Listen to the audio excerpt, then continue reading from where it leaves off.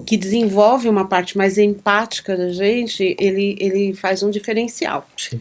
Em qualquer, aí não é só para essa atuação propriamente na REURB, mas a atuação para tudo. Então eu tenho muita facilidade. Tava te contando que eu tinha facilidade de negociação.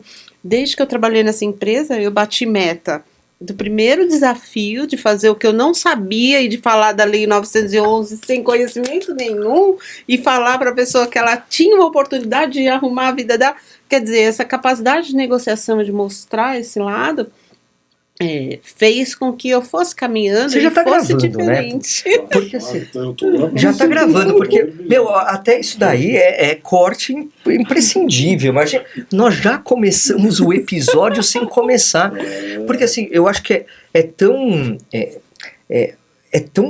apequenar tanto a função do advogado, da advogada, é só na parte jurídica, e ainda mais quando você fala, por exemplo, REURB, é social. É social. Né? Claro, você tem a REURB específica, né, que aí é para quem tem dinheiro e tal. Mas quando você fala da REURB-S, né, que é a social... Bom, eu estudei um pouquinho. Tá vendo? Eu tenho que estudar um pouquinho, né? Quando você fala da REURB social, que é realmente... É o ápice da REURB. É para isso que propriamente ela foi criada, né? Exatamente. Então, eu acho que... e assim, na minha vida, tanto como advogado, agora como leiloeiro, eu tenho que às vezes tratar, enquanto eu fazia muito mais emissão na posse, né, nos leilões arrematados e tal, a forma de abordagem, isso muda completamente. Com certeza. Muda completamente. E dependendo de como você se posta, você vai ter um retorno, né? Então... sempre. Então, traz essa flexibilidade. Você trouxe até o exemplo de ter pego o celular e tal, pois e aí, nossa, olha, foi essa uma história... saída assim...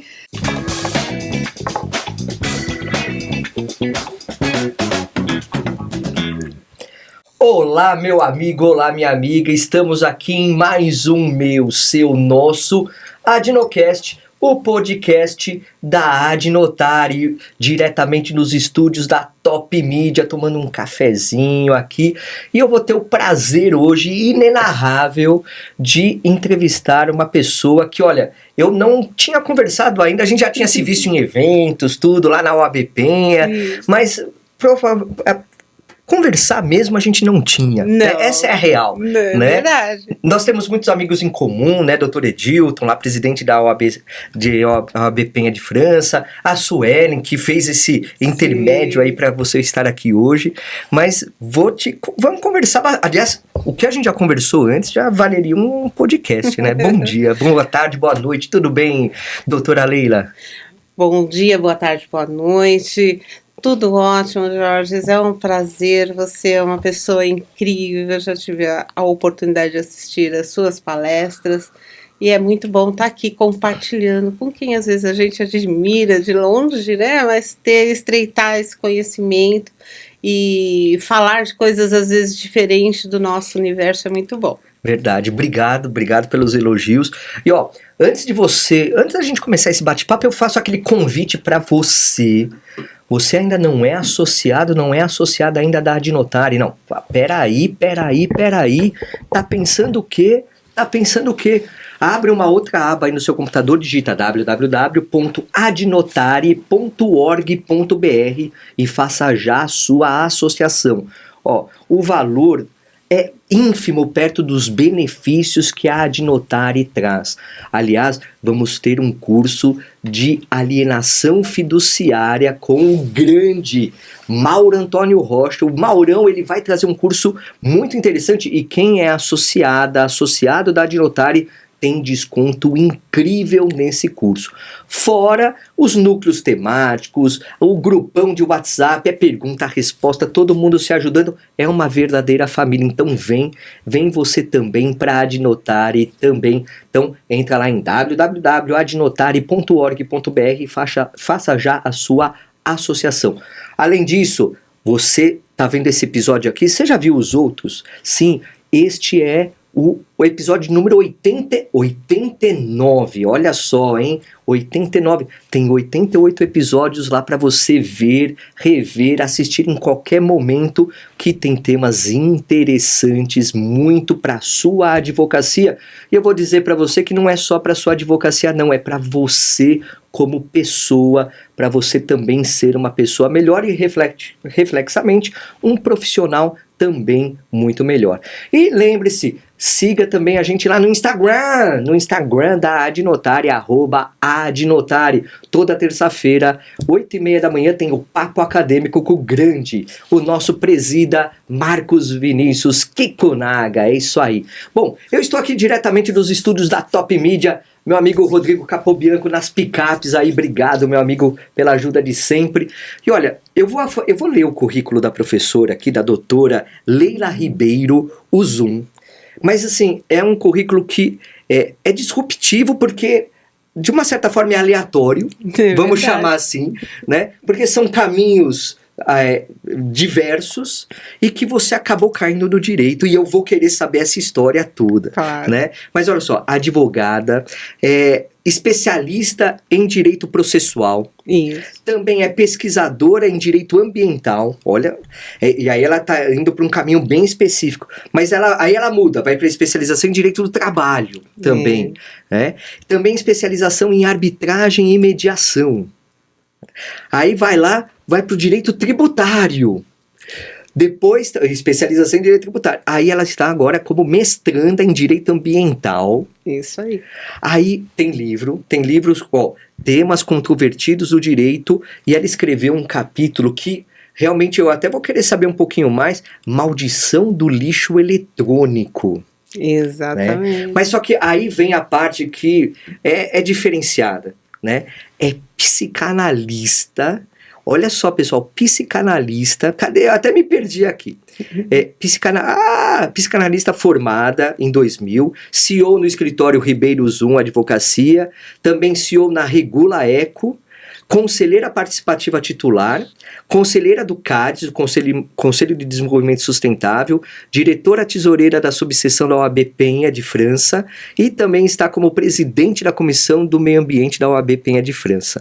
Né? Pois é. Doutora Leila, que currículo é esse variado? Então, Jorge, é um currículo de história de vida, na verdade. A vida, ela, através das circunstâncias, vai levando a gente por alguns caminhos.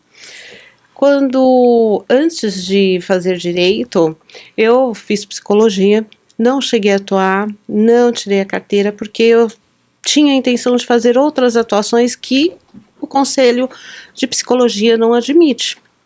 E aí, a vida passou, algumas circunstâncias aconteceram, e eu acabei indo fazer psicanálise. Por quê? Porque na psicologia, não desmerecendo e nem desvalidando, mas existiam questões pessoais que precisavam ser transformadas, talvez para que eu me transformasse e chegasse aonde eu estou hoje.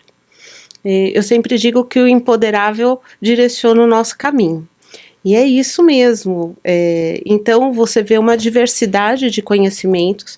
Primeiro, direito trabalhista. Eu nunca imaginei atuar, mas a vida me trouxe a oportunidade de estar atuando no direito trabalhista, numa área muito específica, que é na área da educação. Então eu defendi muito professores. Eu tinha sonho de ser professora, literalmente.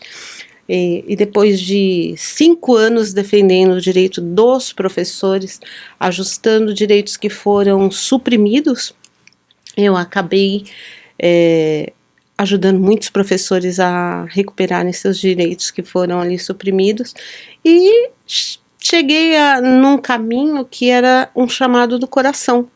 Então, na faculdade, eu tive um professor Ivan Durais. Ele me convidou para fazer pesquisa na área ambiental, porque o projeto era desenvolver um código de processo de direito ambiental, porque nós não temos várias legislações, mais de 22 mil normas a seguir, Então, a gente... É bem descentralizado, né, o direito ambiental. E aí ele tinha esse projeto, me convidou, e eu como pesquisadora, óbvio que também por conta das circunstâncias, eu tinha passado no ProUni, estava feliz da vida, mas eu fiz a opção por uma outra faculdade que eu entendia ser um pouquinho mais renomada. Eu hoje acho que isso já é... Assim, é muito bom a gente estar numa faculdade renomada, mas eu entendo assim, tá bom? O aluno faz a faculdade. Concordo plenamente. Então, eu sempre fui muito estudiosa, acabava me destacando e fui para a pesquisa, porque também eu teria uma contrapartida. Então, nessa contrapartida, como eu optei por uma outra instituição, eu tinha 50% de ProUni e com a pesquisa que eu recebia do CAPES, né, um pagamento para pesquisa, eu acabei custeando os outros 50% da minha faculdade. E foi muito bom. Então, desde pequenininha, eu gostava muito, meu avô do interior tinha uma horta enorme e eu gostava muito de plantar, de cuidar das plantas, de cuidar dos animais, né? Eu vivi nesse ambiente na casa dos meus avós. E isso, quando eu cheguei na pesquisa no direito ambiental, eu falei assim, é isso que eu quero fazer. Você se encontrou. Porque é pensar nessa integração natureza e ser humano e saber que a gente pode caminhar se desenvolvendo e desenvolvendo economicamente. Para mim isso era assim encantador. Hoje eu faço um trabalho de formiguinha, mas por onde eu vou passando tem algumas melhorias que eu pude contribuir, inclusive para o meu bairro, estando aí como presidente da Comissão do Meio Ambiente. Então, o direito trabalhista, ele chegou na minha vida como uma oportunidade de ganho de dinheiro. E, assim como tudo na minha vida, eu sempre utilizei para o meu crescimento pessoal, mas para ajudar as pessoas. Então, eu ajudei muitos professores, tive condições de obter ganhos consideráveis dentro dessa área, que me possibilitou, agora há pouco tempo, mais ou menos de uns 2 anos e meio para cá, a fazer uma transição de área. Então, por isso, após em direito trabalhista, então eu entro no escritório de advocacia, saio da psicologia, entro no escritório de advocacia e preciso fazer direito para entender o que eu estava fazendo e obter os resultados e também ajudar aquelas pessoas que chegavam até mim. E quando eu estou ali e vou para o direito, eu pensando em atuar em empresarial, tributário, uma coisa que estava mais no meu dia a dia, eu me deparo com uma oportunidade de estar atuando aí para os professores. E só que a dinâmica trabalhista é muito intensa. E como eu já tinha organizado mais ou menos todos esses direitos com as ações que acabei promovendo, né, patrocinando, era hora de fazer essa transição. E aí vem essa especialização voltada aí pro direito ambiental, que também vem junto com a conciliação e a mediação, e que era muito a minha cara.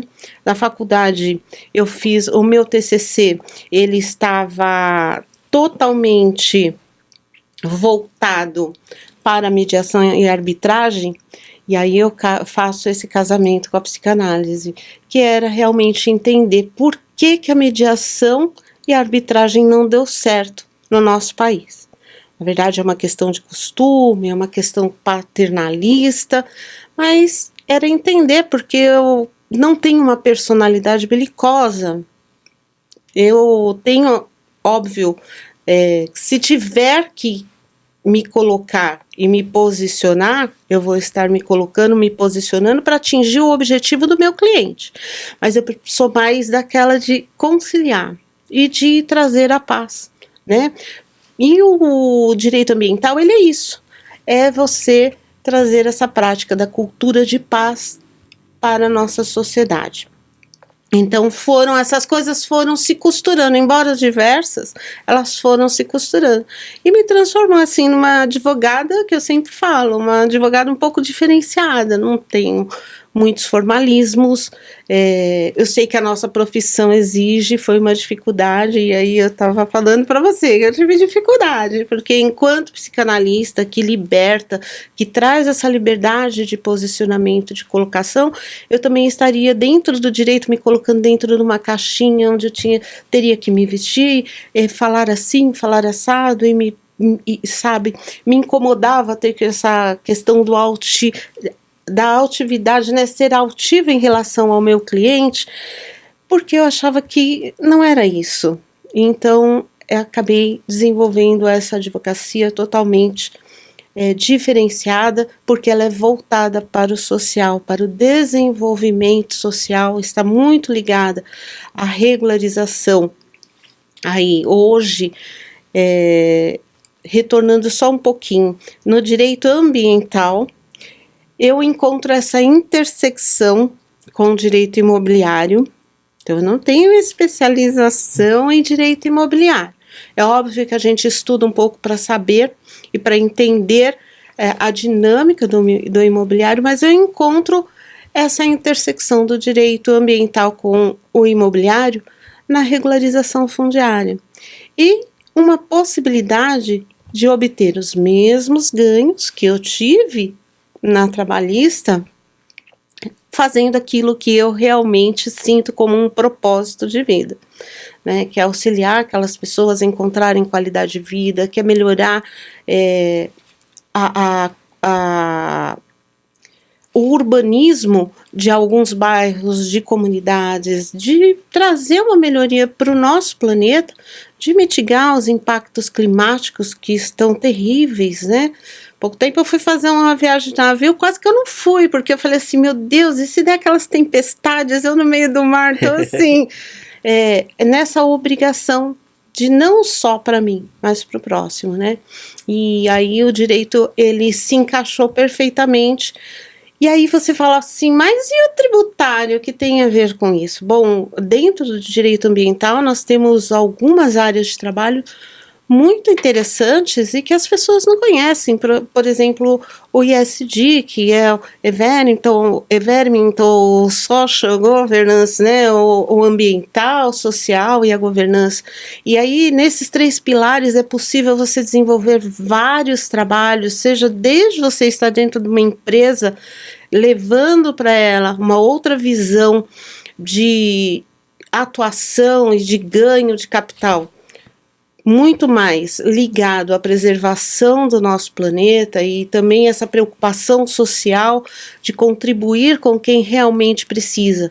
E aí é essa questão da governança que vai tratar muito das questões da transparência, das questões de realmente você ter uma segurança jurídica em negociações, em contratos. Então nós temos uma vasta oportunidade de trabalho nesse nicho. Então eu fui ficando cada vez mais apaixonada, olhando várias coisas que eu poderia fazer, e dentro da governança a gente encontra aí as questões tributárias voltadas aos tributos verdes, aos incentivos. Então o empresário e mesmo a pessoa física, quando ela passa a contribuir, porque no direito ambiental nós temos lá o poluidor-pagador, aí você inverte essa questão, e aí a pessoa, ao invés de ser poluidor-pagador, ele passa a ser poluidor-recebedor, através de uma boa ação, que é a preservação.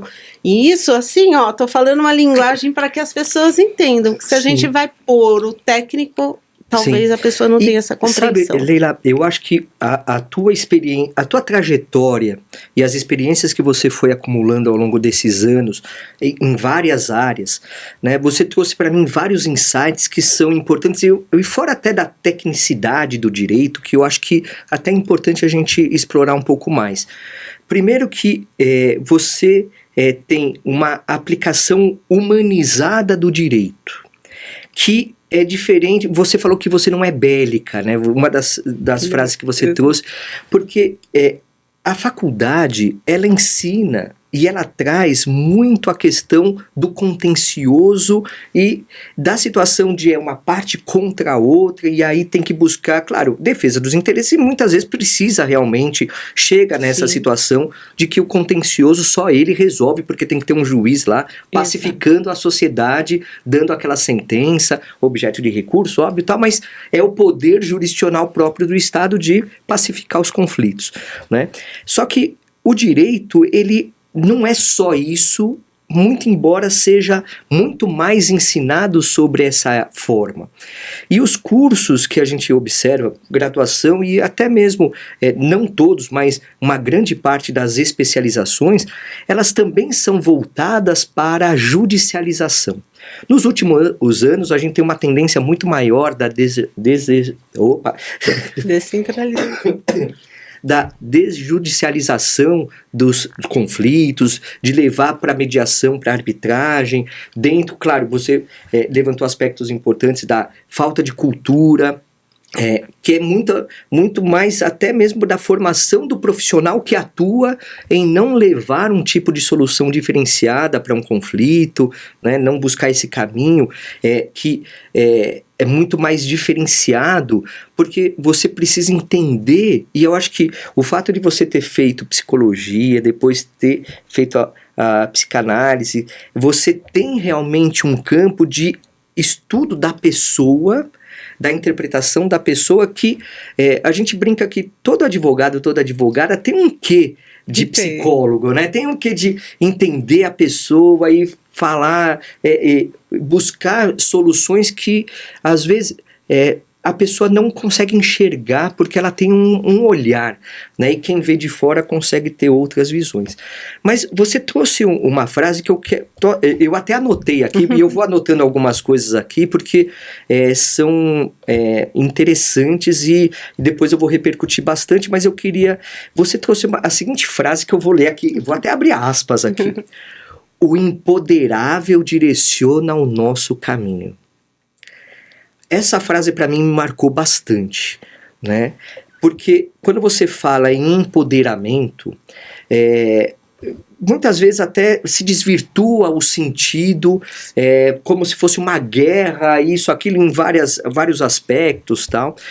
Mas olhando a pessoa, né? E aí você advogada, você que está nos assistindo aqui, e você trouxe uma outra questão que está bem ligada a esse empoderamento pessoal, que é o seu propósito, encontrar o seu propósito. Eu acho que o propósito de vida, que muitas vezes ele não... a descoberta desse propósito, ela é muito peculiar para cada um. Né? Você teve experiências variadas para encontrar um propósito, e mesmo assim você talvez já tivesse esse propósito, mas não encontrou o caminho para explorar, para dar vazão a esse propósito, e encontrou na REURB, né, no direito ambiental, você acabou encontrando, né, depois de várias experiências, até mesmo na trabalhista, no tributário você conseguiu encontrar, mas olhando fora do direito, porque assim... A gente estava até conversando em off aqui, a hard skill, o conhecimento técnico é obrigatório, é básico, né? Claro, tem que buscar, tem cursos maravilhosos e tem que buscar, mas as soft skills, e aqui a gente entra primeiro, acho que é o autoconhecimento, né? Eu queria que você falasse mais sobre essa questão e levasse para o nosso público, que muitas vezes é recém-formado, muitas vezes está atrás de um computador fazendo algo que não dá satisfação, e às vezes você fala, olha, eu já fiz coisas pelo dinheiro, porque assim, a gente não pode ser hipócrita de sairmos de um mundo capitalista que nós vivemos, numa sociedade de consumo, para falar o seguinte, não, o dinheiro não importa.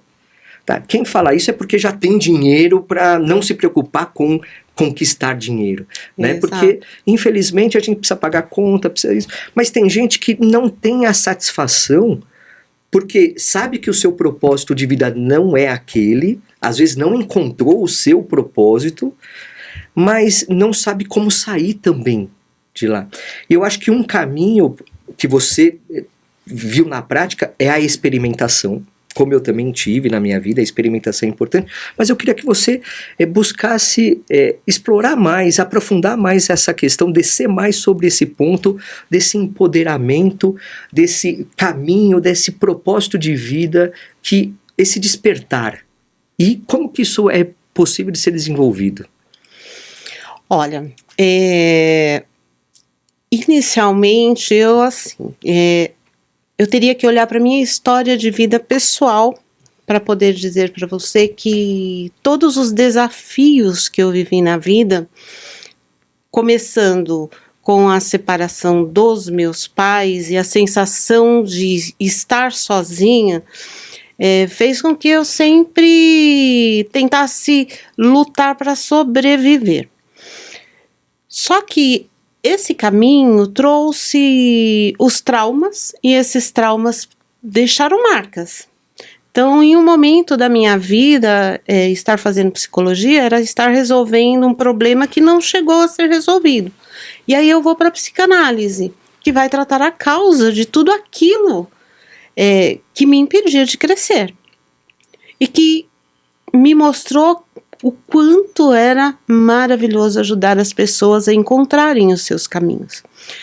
E nessa crença do empoderável, do eu posso, tudo é possível, eu vou conseguir, eu vou seguir, eu nunca admiti, como a gente tem no direito, muitas pessoas, principalmente para os jovens, quando estão estudando, falando assim, você está fazendo direito?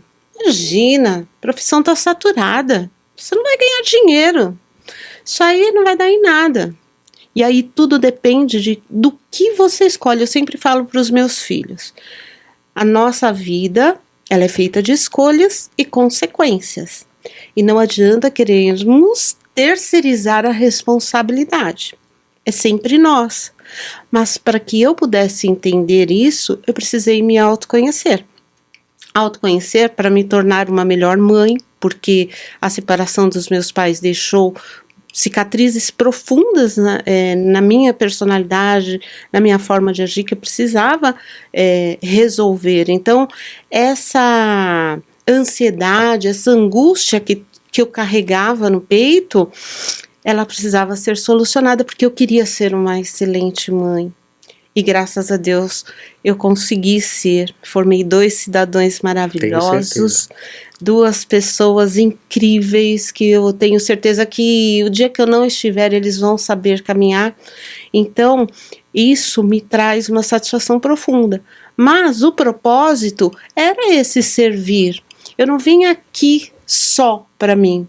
Evidente que eu queria crescer, prosperar, eu tinha essa ambição e todos nós temos, porque ele nos move também. Então, a psicanálise, ela foi me trazendo isso. E aí esse empoderamento, ele vem a partir do momento que eu começo a trabalhar a minha mente, fortificando ela através do autoconhecimento, para lidar com questões que muitas vezes a gente não lida. Por exemplo, eu faço algo, eu me critico. Não tá bom, mas aí de repente eu tenho um feedback que foi excelente, maravilhoso. Então eu atingi o objetivo. Mas por quê? Porque nós, nesses caminhos onde nós sofremos traumas, nós desenvolvemos vários sabotadores e passamos a vida toda deixando com que esses sabotadores não nos permita que ultrapassemos os limites daquilo que a gente acha alcançável. Eles dominam, né? Exatamente. Eles são limitadores do potencial que a gente tem. Então, para o jovem advogado que chega, primeira coisa, se ele escolheu esse propósito de servir, de ser solucionador de problemas, eu tive um professor que ele falava assim, olha, você não tirou a ordem, porque eu tirei a ordem no 3º exame, aconteceu algumas coisas e eu fui tirar a ordem no 3º exame, e aí ele falava assim, não permita que ninguém diga que você não é nada. Você é um cientista do direito. Eu achava aquilo o máximo, porque ele tirava o foco de eu apenas ter estudado e não ter passado na ordem no momento que eu queria. E eu acredito que esse posicionamento vai fazendo as coisas acontecerem e as oportunidades vão chegando. Então eu tinha ali estabelecido que eu precisava, eu queria uma casa nova, porque eu tinha vindo de falência, eu tinha perdido a minha casa e aquilo para mim era terrível, então que eu não queria viver mais aquela situação. E eu fui criando, esse autoconhecimento foi me fortificando interiormente, para não olhar, a ponto de chegar em uma audiência trabalhista, onde a gente lida com vários tipos de personalidades de juízes, que a gente sabe, Sim.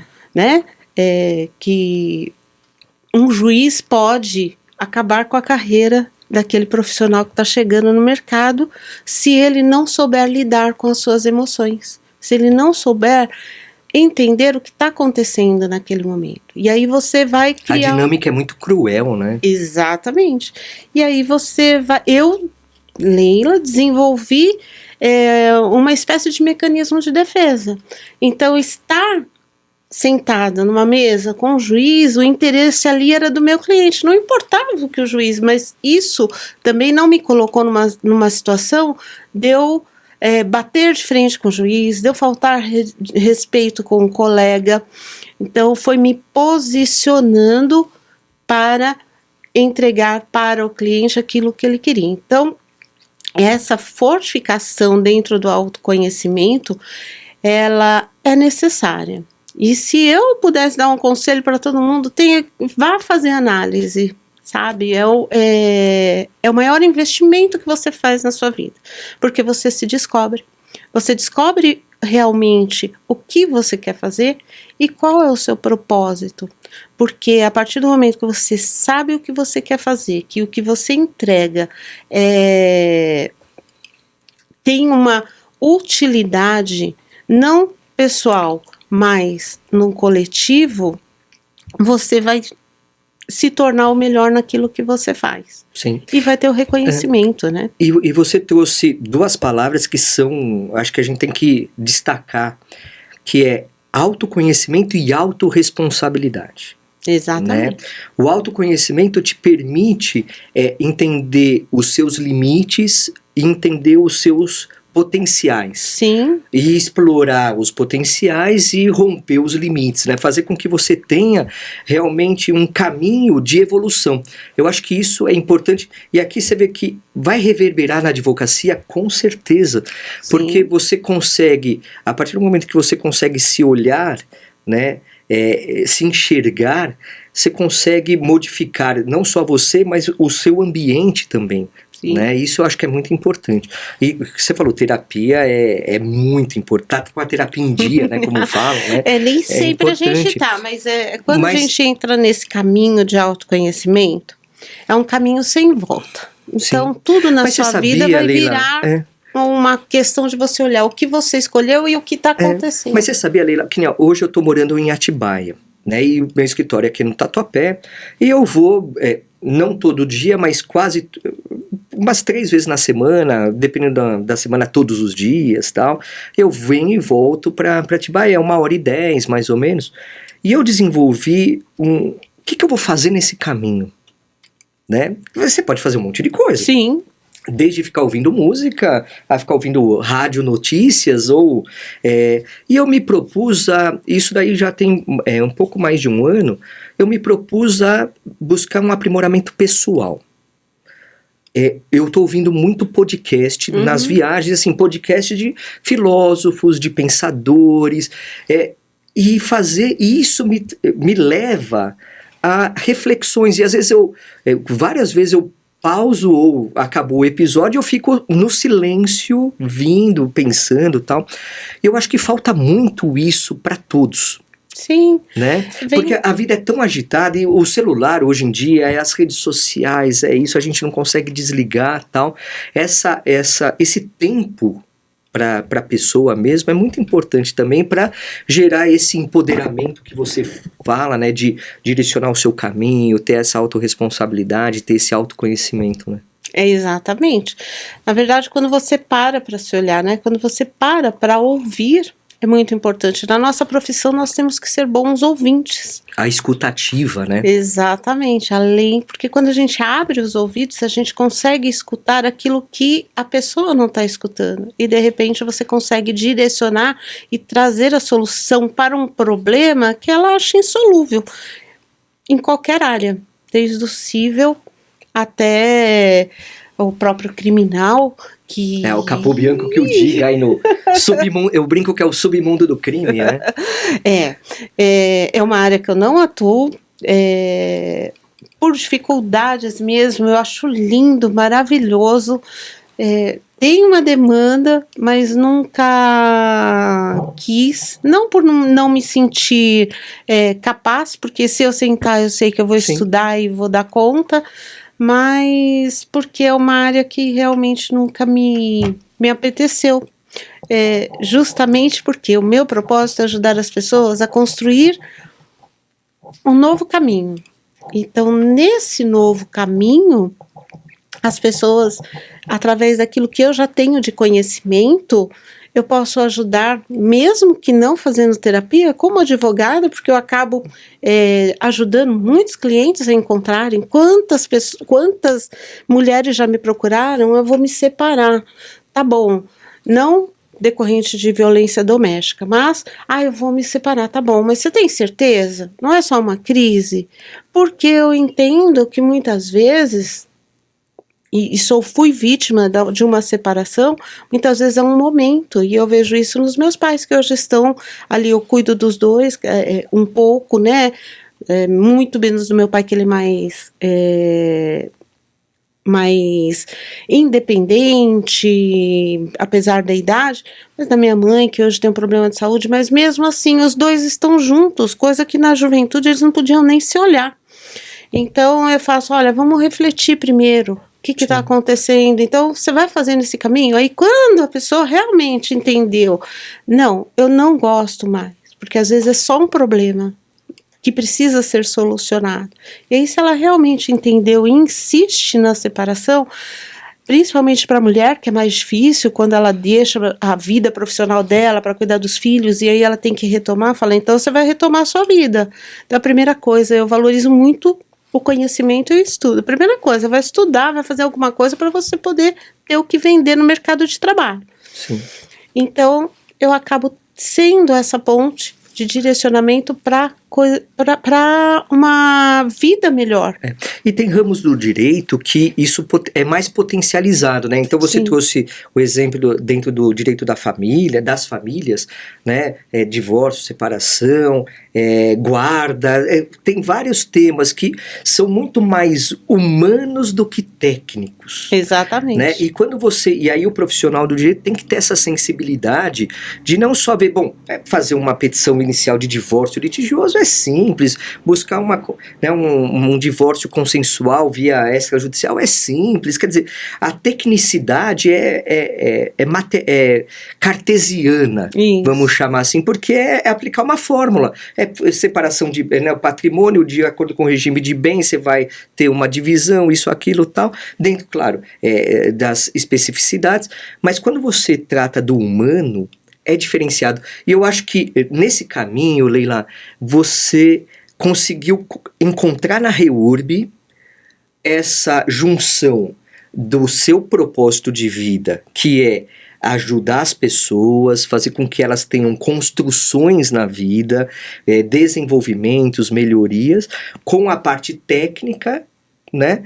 Mas não só uma questão individualizada, né? É uma questão, porque você vem também do conhecimento do meio ambiente, tal, que aqui a gente está falando de coisas difusas, né? Interesses difusos, coletivos, né, que impactam a sociedade em geral, claro, mais particularmente aquele grupo de pessoas, né, e a REURB tem isso, né, porque você pega um imóvel, uma posse exercida sobre um imóvel que precisa de regularização, e você vai buscar esse caminho da regularização, porque a titularização da propriedade também tem um reflexo de dignidade da pessoa humana, né? A pessoa se sente pertencente, isso eleva muito, porque ainda que o Brasil seja um país da informalidade, principalmente no direito registral, né? A gente tem os imóveis mais de 50%, até dependendo da irregularidade, mais de 80% dos imóveis tem algum grau de irregularidade documental, e a propriedade é um deles, a legitimação dessa propriedade é um deles. A REURB vem muito mais, não só buscando essa regularização fundiária titular, né, de titularização da propriedade, mas no aspecto social, né? Exatamente. Então, esse autoconhecimento fez eu entender o que eu queria. Então, para quem está chegando aí no direito, é entender o que realmente quer e o que quer fazer e a diferença que quer fazer no mundo. Me leva para a responsabilização, né? Quando eu estou atuando e ajudando em qualquer área que seja do direito, seja no trabalhista, no civil e propriamente hoje muito mais na REURB, porque a REURB, ela, como você disse, é um coletivo, então quando a gente está resolvendo, precisamos resolver várias coisas, não só a regularização do imóvel, mas o divórcio, o reconhecimento da união estável, um inventário, então ela traz esse capital de coisas que podem sustentar o outro lado jurídico e traz essa humanização de você olhar e trazer aí essa questão dos direitos difusos, porque se eu consigo atingir uma sociedade, um núcleo urbano, uma comunidade, um condomínio, se eu consigo resolver uma questão de loteamentos irregulares e mesmo voltado para aquele que praticou o crime de fazer constituir um loteamento clandestino, eu posso também levar ajuda a ele fazendo aí esse intercâmbio. Eu estou cumprindo com o meu propósito, que é ser essa ponte de solução de problemas. E assim, é incrível, porque os resultados são maravilhosos. Quando eu encontrei a possibilidade de atuar com a REURB para mudar o urbanístico, né? Porque a REURB é esse processo administrativo, urbanístico, ambiental, jurídico e social, e hoje até político, porque nós temos aí, linkando com o direito ambiental, nós temos a Agenda 2030, estabelecida pela ONU, que tem um objetivo, eu acho isso lindo, pode ser utópico, mas é lindo, é de não deixar ninguém para trás. Será possível? Então, quando a gente tem esse olhar humanizado, eu tenho certeza que é muito possível, que é uma mudança de cultura e é realmente essa cultura de paz. Mas, sem deixar de lado a nossa necessidade de sobrevivência, de realizar sonhos, de conquistar coisas que a gente deseja, né, desde bens imóveis até usufruir de passeios e viagens. Então é óbvio que existe isso, mas existe essa satisfação e a responsabilidade de fazer a diferença no mundo enquanto estamos aqui. Então essa humanidade que a psicanálise me trouxe, aplicada no direito, faz com que eu tenha um olhar um pouco mais ampliado para tudo. E aí eu consigo unir todas esses conhecimentos que eu adquiri durante a minha trajetória, aí, que não é muito longa, são 10 anos de exercício na advocacia, mas com um resultado que eu posso dizer que eu não vi colegas meus terem. E eu, nesse ponto, alcanço aí um auto-reconhecimento de que, poxa, eu sou muito grata porque o direito, o estudo devolveu, o direito me devolveu muito mais. Então, é um incentivo para que as pessoas, elas fechem um pouquinho os ouvidos para aquelas coisas muito negativas. Porque a nossa mente cria aquilo que a gente quer. Sim. E você trouxe um fator interessante que o fato de você ter 10 anos, que é um tempo muito considerável, mas você, todas as experiências, e isso é importante, todas as experiências de vida, e não só de estudos, de profissões, tal, mas tudo impacta na atividade que você exerce. Isso é absurdo, o impacto, que muitas vezes não é palatável, muitas vezes a gente não consegue mensurar efetivamente o quanto que... Por exemplo, eu fiz engenharia antes de fazer direito. Também áreas completamente diversas, mas eu trouxe da engenharia um raciocínio lógico que é muito interessante para aplicar dentro do direito, que é abstrato, né? Então, para trazer caminhos de soluções, né, dentro do direito. Então, todas as experiências são importantes. E justamente com isso, eu vou querer aqui abrir um quadro. Eu vou abrir o quadro que é o nosso Causos do Mundo Notarial e Registral. Neste momento, olha só, eu preparei um briefing, né? Mandei para a Leila me mandou uma história, e assim, eu acho que tem muito a ver com esse momento do que a gente está conversando, porque a REURB é uma complexidade multidisciplinar, ela depende de muitas habilidades, que grande parte até nem são jurídicas propriamente, né? E aí você trouxe realmente que a REURB, ela depende de várias conexões, né? Então você pega direito ambiental, você pega análises urbanísticas, você tem também questões de riscos, medidas compensatórias, para chegar na solução e concretizar a REURB, que não é apenas um instrumento jurídico, né? Ela tem uma vertente muito maior.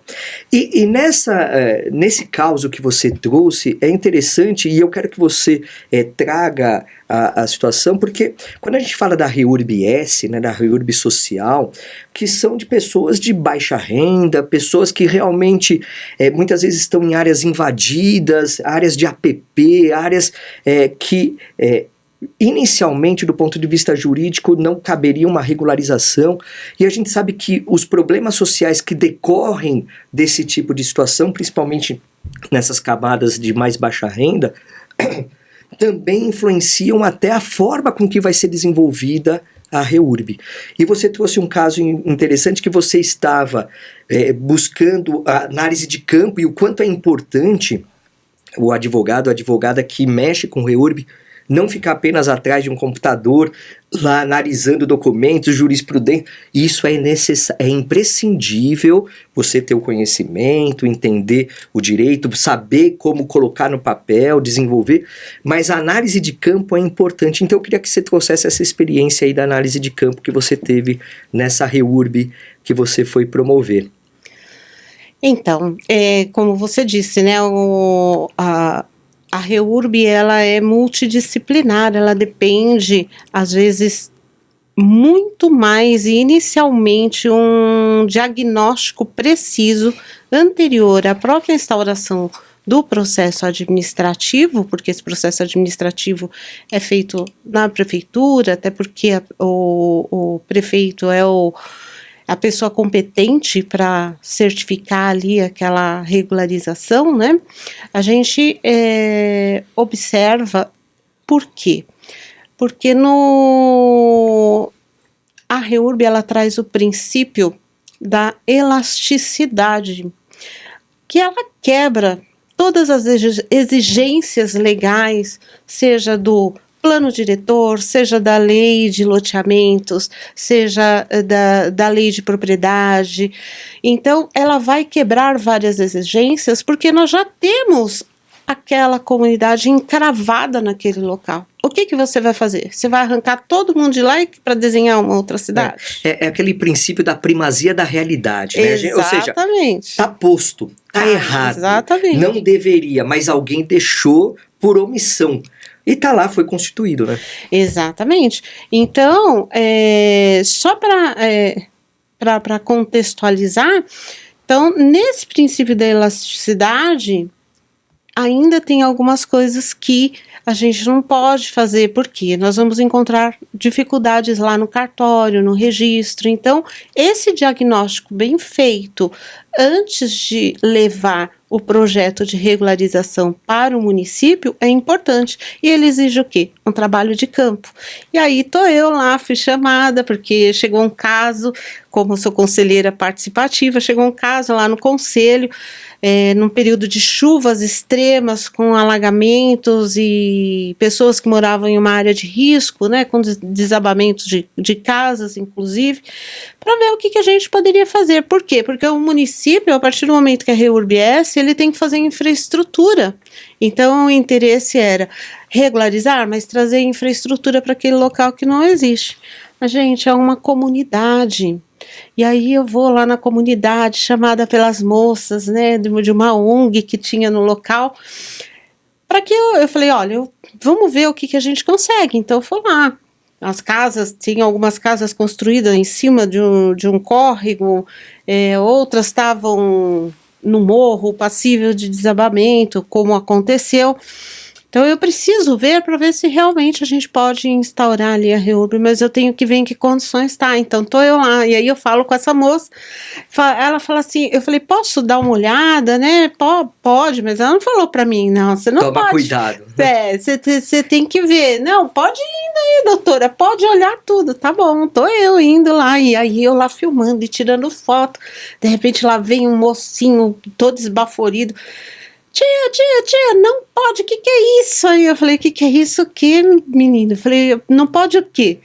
Não, você não pode filmar. A minha mãe, ela tem Alzheimer, então quando eu não estou, ela me liga de meia hora, de 20 minutos, ela fica ligando. E aí eu falei assim, não, eu não tô tirando foto, eu não tô filmando, é que a minha mãe tá tentando falar comigo e não consegue. E aí eu levantei para pegar celular para pegar o sinal. E na hora minha mãe realmente ligou, apareceu lá a mãe, né, com a foto. Ah, tá bom, pode atender. E lá voltei eu, né, assim... Falei, nossa, eu fui salva pelo gongo, meu Deus do céu. Então, a gente encontra essas situações, porque eu sempre digo que a atuação no ambiental é assim, é do salto à bota, é do salto ao tênis, e uma hora você está dentro do fórum, outra hora você está lá pisando no barro.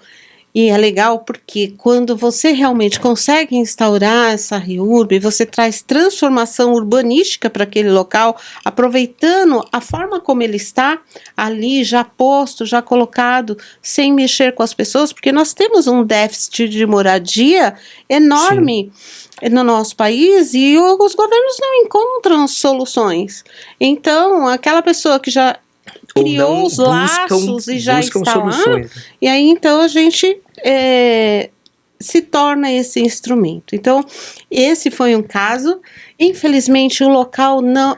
E essa é a importância, porque se fosse uma pessoa que olhasse só para o dinheiro, e a gente sabe que é uma área que pode se estender para maus intencionados quando querem ganhar, ia falar, não, dá para fazer e tudo bem, mas eu não vou me colocar naquele local, porque quando chegar lá no cartório, nós tivermos uma inconformidade ambiental de área de risco, nós não vamos conseguir um registro, por mais que queiramos.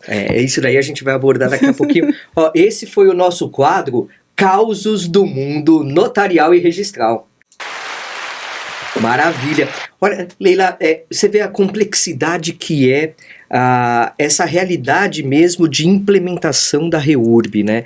É claro que às vezes pode parecer mais simples, e é uma pergunta que, como eu te disse até antes da gente começar, eu quase não conheço nada de REURB, eu conheço muito mais das pessoas que eu já entrevistei aqui. Aliás, se você tem outros episódios sobre REURB que vale a pena você também assistir no nosso Adnocast aqui no canal do YouTube.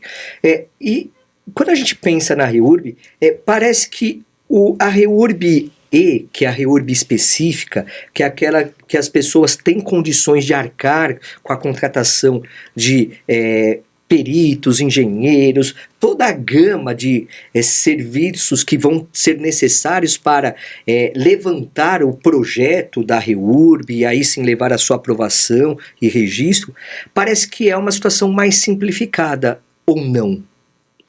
Não necessariamente. Não necessariamente, porque é o que eu falei, é o diagnóstico daquele terreno que vai determinar a complexidade ou não. Porque muitas vezes aquele terreno onde está aquele imóvel não tem nem matrícula, está numa transcrição. E aí se já existe infraestrutura necessária, saneamento, arruamento, meios de transportes, escolas, quer dizer, se toda aquela infraestrutura para aquele núcleo urbano já existe, é evidente que se torna mais fácil. Mas, até porque, independente de ser REURB, a legislação ela já traz essa possibilidade do próprio município fazer a regularização no cartório daquele imóvel. Mas eu titulo quem? Então, aí poderíamos dizer que estaríamos usando praticamente uma REURB titulatória. Então, você faz aquela REURB para realmente fornecer aquele título de legitimação fundiária para aquele morador. E aí, mesmo que ele tenha condições, é mais fácil, mas tudo tem que estar atendendo os requisitos da própria REURB, no sentido de que não exista necessidade de instauração de infraestrutura. E mesmo se existir, para o município ou para o estado é muito mais fácil, porque essa é uma REURB que o morador traz tudo pronto, é só a aprovação do ente público, do município, que é a pessoa competente. Então é mais fácil, é um período onde não vai se ter tantas discussões, a não ser em questões, muitas vezes, que alguns cartórios eles acabam divergindo com o município em algumas questões. E aí, nesse princípio da elasticidade, se abre mão de todas aquelas exigências para conferir o título. Se já está tudo resolvido, já levou para o município toda a documentação necessária, o projeto necessário, está tudo ok? Por que o cartório tem que colocar empecilho? E muitas vezes aquele empecilho acaba se tornando insolúvel, e aí a pessoa fica ali. É uma REURB que não aconteceu. Então a gente, dentro do diagnóstico, e precisa existir essa conversa, essa mediação junto ao cartório, à prefeitura e aquela pessoa que está patrocinando aquela REURB, para que realmente tenha um final feliz, que é a entrega do título. Maravilha. Vamos fazer um outro quadro aqui, que é o nosso quadro Vai Dar Registro? Nesse momento, a gente pega uma situação que a nossa convidada, a doutora Leila, trouxe com relação a registro imobiliário. Vai dar registro ou não? E aí ela trouxe uma situação que é muito interessante, que mexe com a repercussão do direito ambiental no registro imobiliário. E é uma situação que eu vou pedir para ela desenvolver melhor, mas ação civil pública, compromissos, né, o TAC, termo de ajustamento de conduta, compromissos de ajustamento de conduta firmados numa esfera lá na proteção ambiental, então decorrente de uma ação civil pública, uma ação coletiva, né, proposta pelo Ministério Público relacionada ao meio ambiente. E aí a prefeitura é um caso que é interessante porque teve embargos embargos ambientais, que é o quê? O Ministério Público buscou impugnar, invalidar aquela situação com base numa proteção ambiental, mas a prefeitura já tinha dado o habite. Mas espera aí, dá registro, não dá? Era um caso de condomínio, não era de loteamento, era um condomínio. Era um condomínio. Na verdade, na região ali de Ubatuba, né? Uma área de preservação ambiental bem extensa, com vários problemas, com várias ações civis. E o litoral norte é cheio disso. E o município ali, eles acabam embargando, e inclusive demolindo. Então a REURB é o único instrumento que impede a demolição. Então, se você está dentro de um condomínio que está irregular por algum motivo, somente a REURB vai poder sanar. E eu sabia disso. Então, me chega ao condomínio com uma ação civil pública, com pedido de embargos, a construtora apresentou um projeto e a construção era totalmente outra. Na região do litoral são utilizadas fossas, tem que ser as sépticas e não as fossas negras, mas fizeram fossas negras. Na parte de trás, próximo ao rio, com menos de 10 metros de distância, porque a REURB ela também flexibiliza o nosso Código Florestal, os crimes ambientais ali dispostos no artigo 64, 65.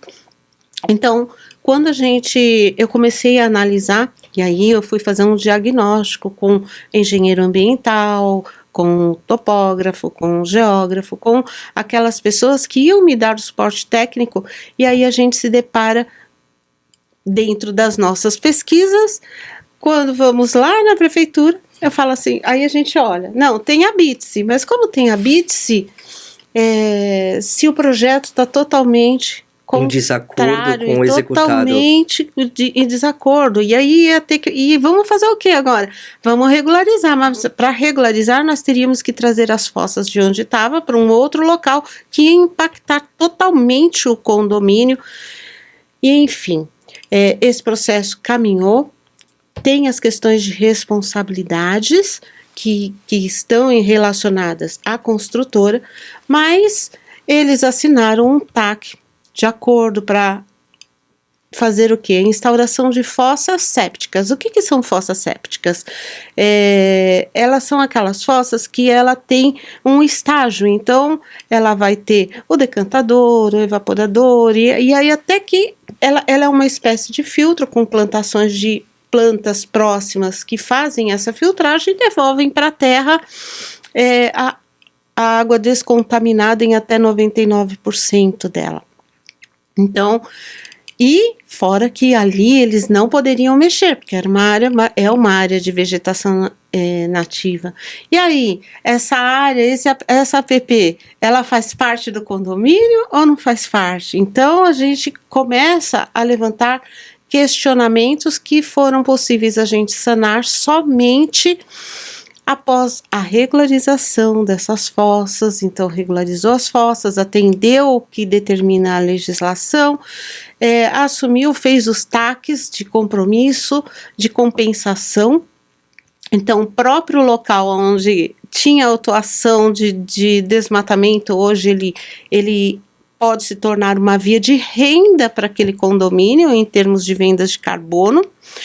E a gente acabou fazendo porque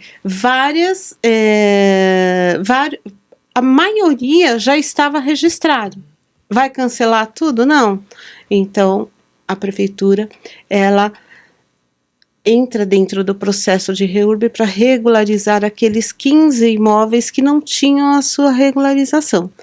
Através desse TAC, que vem sendo cumprido, vem sendo provado, e aí sim se fez a emissão do ABITSE correto, depois de assumir todos esses compromissos. Então, nessa aí, com visão, isso foi possível o registro. Deu o registro, mas se não fosse possível mudar as fossas, se houvesse manejo daquela vegetação de forma incorreta e sem autorização, novas multas viriam, novos embargos, novas fiscalizações, e eles também não teriam descoberto que poderiam vender com a recuperação daquela área degradada que eles poderiam obter, porque a área de APP faz parte do condomínio, é uma reserva ali, que teria que ser uma reserva legal do condomínio, então, que eles também poderiam obter renda através da venda ali, compensar, porque a REURB, ela exige a compensação, a S não, mas a E exige que seja feita a compensação. Então, no final, ficaram todos felizes. Por quê? Porque a construtora hoje continua respondendo. Porque degradação, crime de degradação e os danos ambientais hoje são imprescritíveis. Então, é muito importante, né? Antes de adquirir um imóvel, antes de fazer qualquer coisa, muitas pessoas, elas não querem economizar por, sei lá, R$600 uma consulta para fazer ali uma análise prévia, ou R$1.000, porque R$1.000 vou fazer, e aí dentro de um negócio de 300, 400, Isso. 500 mil, né? Então é muito importante, né, que seja feita essa due diligence para que faça uma aquisição tranquila, para que não venha ter esse prejuízo, porque foi gasto com advogado, com engenheiro, com reformação aí de todo esse projeto inicial fajuto, que a gente vê que acontece, mas dá registro quando tudo é regularizado. É isso aí, esse foi o nosso quadro Vai Dar Registro? E olha como é importante, a tua fala me fez pensar em dois aspectos interessantes. A prevenção. E muitas vezes o advogado imobiliarista, quando faz essa análise, né, essa due diligence, para verificar a viabilidade do negócio, e eu brinco sempre que às vezes é destruidor de sonhos. Porque a figura do comprador, ela está tão imbuída da vontade de eu quero comprar. Não importa, então ela já tem o foco de realizar, para ela já está realizado o negócio. E aí, talvez essa contratação de um advogado especialista para levantar não só certidões, mas verificar toda a questão até mesmo ambiental, como você bem destacou, muitas vezes é aquele que vai impedir, vai travar a realização do negócio e o comprador não quer travar, ele quer porque é um anseio, né? Ainda mais se você pegar, por exemplo, vamos pegar até esse exemplo que você trouxe de Ubatuba, a região litorânea é maravilhosa, né? Maravilhosa. Só que você tem questões ambientais incrustadas nessa realidade, que muitas vezes está beirando ou está realmente infringindo uma norma ambiental que não é só uma repercussão econômica, né? Como você disse bem, os crimes ambientais que são muito... Aliás, quando você fala em meio ambiente, é o peso maior, né? O Ministério Público, ele tudo bem, você tem compromisso, você tem a viabilidade até de compensação ambiental, tudo, mas é muito pesada essa questão ambiental no direito imobiliário. Então, muitas vezes o advogado é visto como um destruidor de sonhos. Então, para quê? Vamos fechar o olho aqui e tal, aqui é Brasil, isso daí vai passar tal, mas mais cedo ou mais tarde acaba tendo uma repercussão, né? E outra coisa que é muito importante é o impacto que a REURB bem feita, realizada, registrada, vai trazer também de valorização dos imóveis. Porque uma coisa é você trabalhar com posse, com uma questão que é realmente irregular, que é uma situação que não tem um respaldo jurídico tão importante. Quando você promove essa regularização pela REURB, titulando o domínio, né, fazendo com que haja o reflexo social e pessoal para aquele que recebeu a propriedade, mas isso reverbera também para os negócios imobiliários, né? Então, realmente você tem, a REURB, ela tem um papel principal que é social, realmente, principalmente a REURB-S, né, que tem esse aspecto social de política pública real, né? A gente falou bem, você trouxe bem o déficit habitacional que nós temos no país, né? Essa necessidade de pegar aquela realidade posta e falar assim, olha, não vamos destruir essa realidade porque não tem onde realocar, não tem como alterar e não tem como nem retornar ao status quo antes, porque aquela degradação que foi feita ao meio ambiente é definitiva, né? Então, se não tem outro jeito, vamos solucionar regularizando, né? Esse é o propósito principal da REURB. Então, é muito importante essa atuação do advogado, da advogada, que vai ver muito mais do que só um documento no final das contas, né? E essa multidisciplinariedade que exige, e você trouxe um outro fator nesse caso de Ubatuba, que foi o que, olha, geração de crédito de carbono com a compensação ambiental que foi feita, ou seja, você tem uma potencialização do lugar que vai, a médio e longo prazo, vai fazer com que aquele custo de REURB que foi feita seja totalmente absorvido, né? Então, é muito interessante isso. O direito ambiental, eu brinco, todo mundo dá risada, mas é uma coisa que eu sempre falo, né? As pessoas nos confundem com ativistas, e na verdade não é isso. Quem trabalha com direito ambiental não é abraçador de árvores, não. É óbvio que a gente vai proteger, mas que a gente vai proteger de uma forma lógica e evidente, né? Olhando para a preservação, não só das vidas futuras, conforme no artigo 225 da nossa Constituição, mas olhando para o nosso presente realmente, porque é evidente, todo mundo chega um fim de semana, quer correr para o litoral ou quer correr para o interior, para sua casinha, mas muitas vezes a gente chega aí realmente numa due diligence, trazendo para aquele comprador que quer realizar um sonho um impedimento. E aí, o nosso papel como advogado é falar, olha, eu não aconselho, mas se é a realização do seu sonho, você inclui dentro do seu orçamento o custo que você vai ter para regularizar. E você faça a regularização. Que pode não ser imediato, mas que vai acontecer um dia, né? Exatamente. E ciente de que, se é imprescritível, vai responder toda a cadeia. Quem está recebendo vai responder. E num crime ambiental, é sério, porque no direito ambiental, a responsabilidade é tripla. Então, nós temos lá a responsabilidade administrativa, a responsabilidade civil e a responsabilidade criminal. Sim. Então, embora haja questões de prescrição nesse meio, mas eu acho que ninguém quer ter o nome sujo lá no criminal, né, na sua ficha. Vai ter que contratar o Capobianco, ó. Palco para você, meu amigo. Então, ninguém quer ter. Então, nós temos que ter essa responsabilidade, e a partir do momento que a gente vai buscar realmente, você quer, então vamos incluir a regularização, e aí sim você realiza o seu sonho. Pelo menos essa é a visão que eu tenho.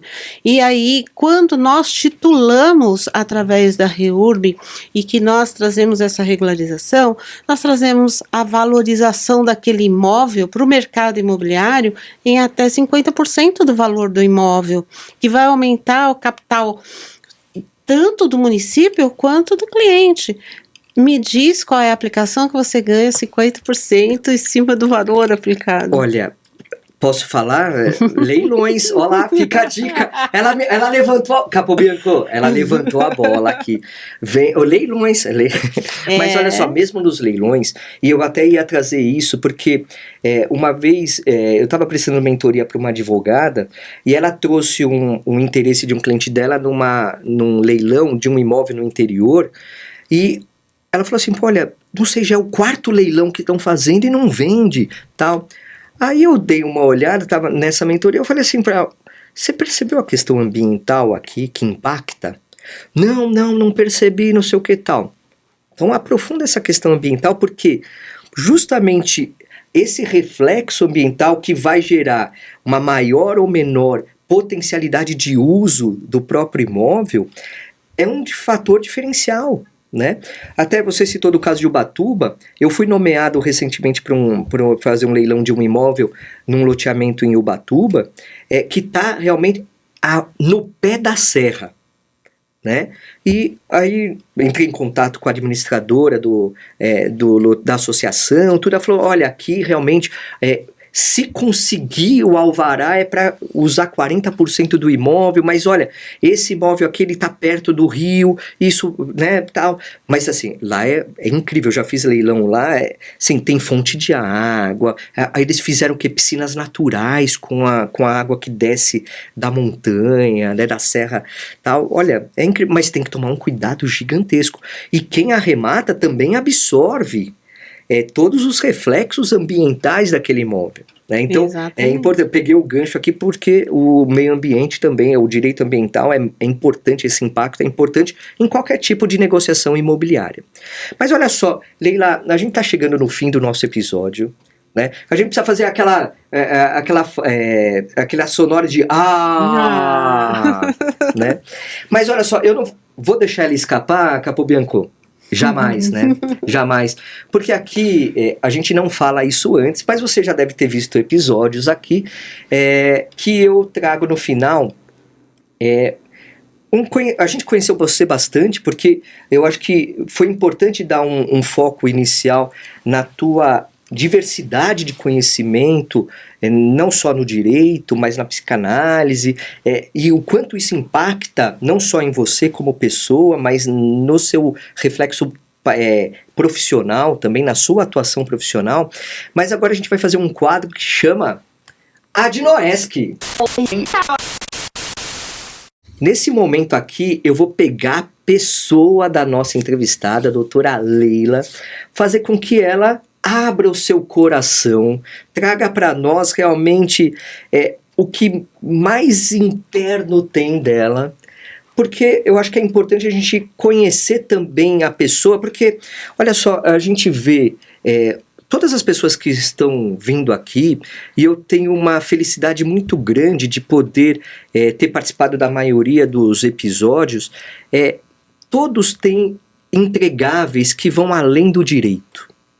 Né? E eu acho que isso é o mais relevante até, né? E eu não estou falando pura e simplesmente de soft skills, mas eu estou pensando na pessoa e na sua essência, né? Então, todas as pessoas que vieram já aqui têm uma beleza interior que ela precisa ser demonstrada e precisa ser reverberada para todos, porque assim, eu acho que o crescimento, e a gente falou de autoconhecimento, de autorresponsabilidade, de empoderamento, de entender qual é o seu propósito de vida. Eu acho que todo mundo que está nos assistindo, de uma forma ou de outra, vai ser impactado para repercutir e refletir sobre isso. Né? Então eu quero te fazer, primeiro uma pergunta mais até mais prática e depois uma outra.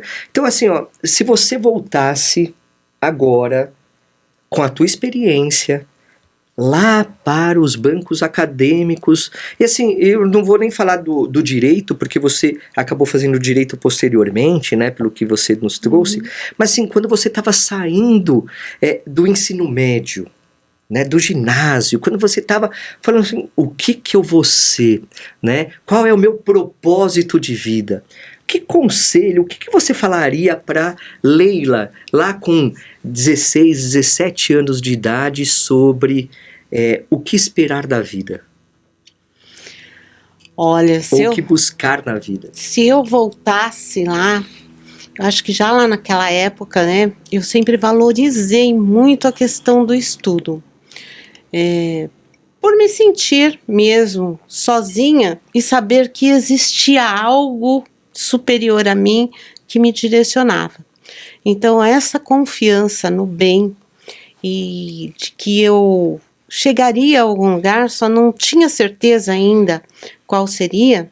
Eu queria ser professora. Talvez a vida me levou para proteger o direito dos professores e para entender que talvez não fosse esse o processo, mas eu me sinto professora na vida, não dentro de uma instituição, não numa sala de aula. Eu me sinto professora quando eu consigo, através do meu trabalho, fazer com que as pessoas alcancem as suas realizações pessoais como eu alcancei. Então, eu diria para aquela menina de 16 anos que ela era capaz e que ela seria capaz de realizar os sonhos dela, independente de tudo o que aconteceu para que ela chegasse até aqui. E que eu tenho muito orgulho. Então que eu diria para que jamais desistisse. É que a gente precisa realmente insistir, persistir, não desistir e ter uma capacidade enorme de sempre recomeçar e refazer a rota. Muitas vezes precisamos refazer a rota e ter essa capacidade de olhar e saber também que temos que mudar o rumo. E isso não é fracasso, isso é apenas utilizar o que já aprendemos para alcançar o próximo patamar. Maravilhoso. Leila, primeiro que eu tenho certeza que você é professora, você aqui deu uma aula, porque o conhecimento, ele não é apenas e tão somente técnico, jurídico, formal, né? Assim, estar dentro de uma sala de aula, estar num ambiente em que as pessoas só te ouvem. Hoje, a educação e o ensinamento, ele é dinâmico, ele é fluido. Então, você tem a certeza disso, que do jeito que você faz, você já é uma professora e você já é isso há muito tempo e você ensina muito. Eu aprendi muito hoje aqui, mas eu não vou deixar você sem sair de uma pergunta que para mim, eu acho que é muito interessante de obter a resposta, e eu aprendo muito com o que estão trazendo. Eu vi que você gosta de cappuccino, né? Sim. Então, você vai convidar uma pessoa, qualquer que seja, para tomar um cappuccino com você. Pode ser uma pessoa que esteja nesse plano ou não, não importa. Pode ser um famoso para você, pode ser um famoso na coletividade, não importa quem seja. Mas eu vou querer saber quem é essa pessoa. Eu vou querer que você fale o que você pediria de conselho para essa pessoa e o que você entende que ela te diria sobre esse conselho que você pediu. Poxa! Ó, foi fundo essa agora, foi pesado agora, hein? Eu tô melhorando, não tô, Capo Bianco? Olha! Né? Eu tô melhorando nessa... Olha, eu chamaria para tomar um cappuccino comigo o Thiago Brunet. E o conselho que eu pediria para ele é como continuar na estrada que eu determinei para mim, fiel aos meus princípios, sem vender a alma. Porque uma das grandes dificuldades de quem busca o sucesso é encontrar no meio do caminho vários lobos querendo nos jantar e aí nos transformar em algozes, mas como prosperar de fato neste caminho. Talvez eu esteja no caminho, porque eu não abro mão de vários princípios, mas é muito mais difícil. Então, seria esse caminho de continuar prosperando, crescendo, sem realmente vender a alma, porque a área onde eu atuo, ela vai muito para desenvolvimento de cidades inteligentes. A gente se envolve muito com políticos que interesses pessoais que, por um engano, pode nos levar a desviar do caminho. Então, é como me manter no caminho, porque isso traria uma satisfação ao final da vida profunda, saber que eu não pequei, vamos dizer assim. E o que você entende que ele te diria? Continue sendo fiel aos seus princípios, leal a você mesmo, e enxergue que você realmente é um instrumento de Deus de transformação nesse mundo, que seja no pequeno espaço onde você está. Maravilha. Ó, vamos marcar o Thiago Brunet aqui nesse episódio, hein? Vamos marcar, e eu já fico convite. Eu sei, o cara é famosão, né? O cara... E sabia que eu não conhecia ele? Eu conheci ele por conta desses episódios de podcast que eu tô vendo, tudo tal. E ele foi no JJ Podcast, que é um dos podcasts que eu assisto bastante. E aí eu fiquei conhecendo ele, acabei seguindo e acabei vendo muita coisa, muito conteúdo que ele produz, e realmente ele tem uns olhares, né, de desenvolvimento pessoal muito interessantes, né? Aliás, nessa trajetória, filósofos, pessoas que buscam, e aqui a gente não está falando de coaching, nada disso, a gente está falando de desenvolvimento pessoal, autoconhecimento, desenvolvimento ou identificação do seu propósito. Eu acho que a partir do momento que você identifica o seu propósito, eu acredito nisso. Você identificou o seu propósito e você tem os seus princípios que vão alicerçar esse propósito, ainda que você tenha esses lobos, como você mencionou, de quererem te desviar da rota, você vai conseguir perseverar no caminho que você entende que é o adequado. Porque, na verdade, a gente tem que pensar também que toda escolha é uma renúncia. Hoje você está aqui e você renunciou milhões de outras coisas para poder estar aqui com a gente, com essa conversa incrível que a gente teve. E toda escolha gera consequências, como você bem disse. E que consequências a gente está disposto a assumir pelas escolhas que nós fazemos? Porque é muito palatável você chegar e falar assim, bom, eu me arrependo do que eu não fiz.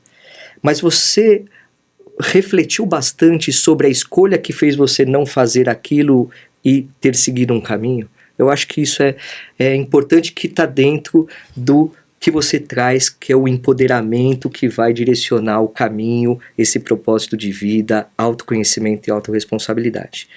Eu estive aqui com a Leila, deixa a sua mensagem final, porque olha, eu tô até... eu tô muito feliz de você estar aqui. Nunca tinha conversado com você, apesar de a gente ter ciclos e conhecimentos, né, parecidos, né, lá na OAB Penha de França, né, com o Dr. Edilton, com todo mundo, a Suelen, todo mundo lá, que nossa, é uma subseção incrível, né? Vocês fazem, a casa de vocês é maravilhosa. Eu sempre fico muito feliz de quando eu vou lá poder, de alguma forma, ou como ouvinte, ou para contribuir com alguma palestra, tudo, mas fico muito feliz e estou muito feliz em te conhecer. Obrigado por estar aqui.